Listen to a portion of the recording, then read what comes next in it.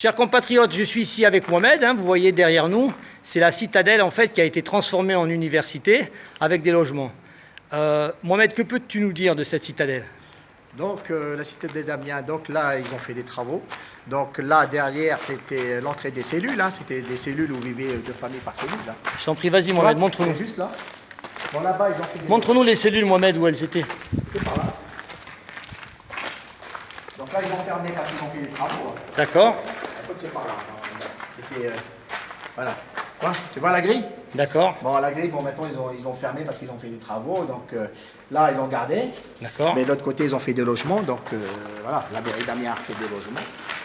Voilà. Donc voilà. Ça, ils ont fait des logements par ici. Donc il y avait des cellules par là aussi. Il y avait, voilà. Il y avait des cellules par là aussi. Et là, ils ont fait des logements donc locatifs ou propriétaires, je ne sais pas. Et là-bas, c'est resté. Et donc ici, si on continue, nous rentrons dans l'entrée principale de la citadelle. Voilà. Parce que la citadelle, c'est grand. D'accord. Voilà, donc présente-nous les choses, Mohamed. Est-ce que vous avez vécu dans ces lieux-là? Est-ce que ces lieux-là, vous avez évolué là-dedans? Non, moi j'étais gamin déjà à l'époque. D'accord. Donc, ce que je sais. Donc là, c'est là qu'ils ont fait l'université. C'est une cité. D'accord. C'est une cité universitaire. D'accord. C'est une cité universitaire. Ils ont fait. Donc en fait, l'entrée qu'on vient de passer, elle était fermée. Il y avait un gardien, c'est ça? Et vous ne pouvez pas aller venir. À l'époque, c'était une caserne militaire. Citadelle militaire, c'était une prison aussi. D'accord. Et donc là, c'était la place d'armes. D'accord. Donc l'entrée de l'université, voilà, ils ont fait des travaux. Et là, c'est la place d'armes. C'est la place d'armes. Donc les harkis sont restés ici, mobilisés jusqu'en 65. Ou 65 ici. D'accord. Sur la place d'armes. Donc tous les matins, garde à vous, rassemblement, tout ça ici. D'accord, ici et derrière. Donc, et là-bas, ils ont gardé sa classe historique.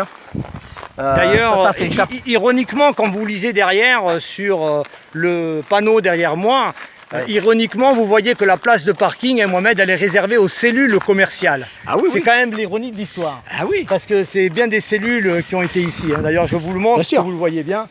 Voilà, ça, c'est quand même l'ironie de l'histoire.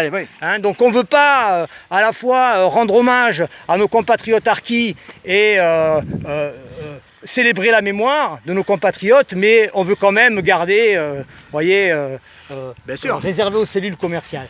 Voilà, c'est quand même assez scandaleux quand on a une mandature dans une mairie d'ignorer à ce point l'histoire de France. Moi j'ai toujours dit qu'il aurait fallu classer la citadelle d'Amiens monument historique. Pourquoi? Parce que ça a été occupé par les nazis, les Allemands. Ensuite ça a été fermé, c'était caserne militaire, c'est resté. Ensuite c'était nous qui avons passé par là. Voilà. Dans des conditions d'hygiène déplorables, scandaleuses. Et bien souvent, chers compatriotes, vous le savez maintenant partout où je passe, bien souvent avant nous, soit ce sont nos compatriotes juifs qui sont passés par là, soit ce sont des Allemands qui se sont opposés au nazisme, soit ce sont des tziganes, soit ce sont d'autres populations qui ont été martyrisées, qui sont toujours passées avant nous, dans des citadelles, dans des prisons, dans des camps. Alors, il faudrait que la mairie d'Amiens, la mandature, prenne les choses à bras le corps et que enfin elle célèbre notre histoire de sorte que cette histoire, elle perdure. Voilà, nous sommes des citoyens français. Le code de l'indigénat n'a plus cours et cette histoire, elle doit perdurer. Mohamed, je te laisse conclure. Nous espérons avoir un monument d'hommage à la citadelle. On fait tout pour, espérons quoi. Faut se battre encore. Je te remercie. Bonjour madame, je ne vous filme pas puisque je suis en selfie. Est-ce que vous avez 2 secondes s'il vous plaît? Vous venez de visiter la citadelle, s'il vous plaît. S'il vous plaît madame. Madame, s'il vous plaît, nos parents ont été enfermés ici. Ils ont été enfermés ici, je suis fils de harki. Nos parents ont été enfermés dans cette citadelle. Est-ce que vous le savez madame? Vous l'ignoriez? Est-ce que je peux vous en parler madame?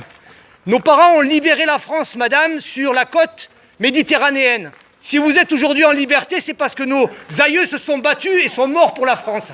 Est-ce que vous voulez que je vous explique cette histoire, madame, que vous ignorez? Est-ce que vous voulez prendre 2 minutes? Vous ne le souhaitez pas. Eh bien, la liberté, vous nous la devez, madame. Vous nous devez la liberté. Bonne journée, madame. Je marche pour la justice et la liberté, et nous l'obtiendrons. Et vous voyez, cette attitude négative et de négation, elle n'est possible uniquement parce que l'exécutif, parce que les pouvoirs publics, parce que les gens qui nous gouvernent ne font pas leur travail de mémoire. Ils ne rappellent pas nos concitoyens français et françaises qui n'ont pas connu la même histoire que nous, que nos aïeux ont libéré ce pays. Chers compatriotes, je marche pour la justice et pour la vérité et nous l'obtiendrons.